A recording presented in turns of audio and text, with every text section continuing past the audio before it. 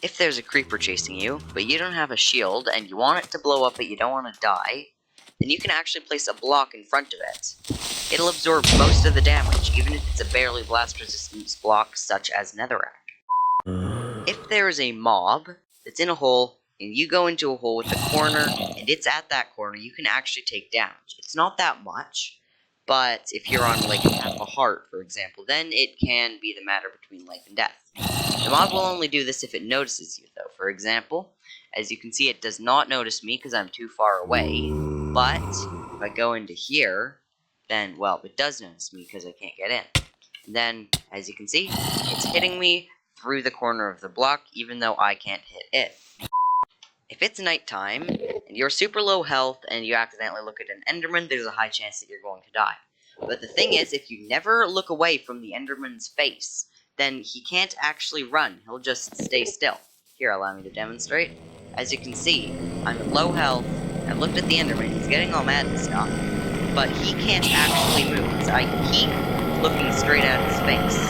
This gives you enough time to go, and if you look into F5 mode, then you can get to someplace safe, such as under a 2-block high tree, that makes sure that the Enderman can't get you.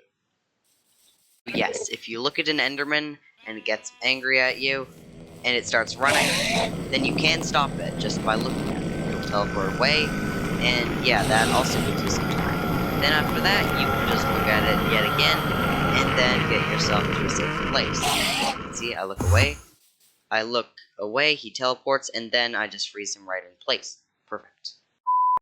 This one is kind of obvious, but I thought that I would mention it. If you're at your zombie farm, and you haven't slabbed up the place where they fall, you should probably do that, because if a baby zombie spawns, then it's going to come out and try to kill you. This usually isn't that big of a deal, because you can probably usually easily kill them, but if you're on low health, then they might be able to kill them. This can also be done using a trap door. As you can see, I've summoned a baby zombie. He wants to try to kill me, but he cannot because there's a trap door. This also works with a slab, of course, or basically any block that you can hit through, but they can't get through. So like farmland would work, grass path would work. You can probably find something that on your own that would work. If you throw an ender pearl and it hits something, you'll take some damage. As you can see, I hit the cow, it turned red, and took some damage. Now this isn't really that useful, it's kind of a cool thing to know, unless of course you're in the nether, where if you hit a zombified piglin, then yeah, you can see.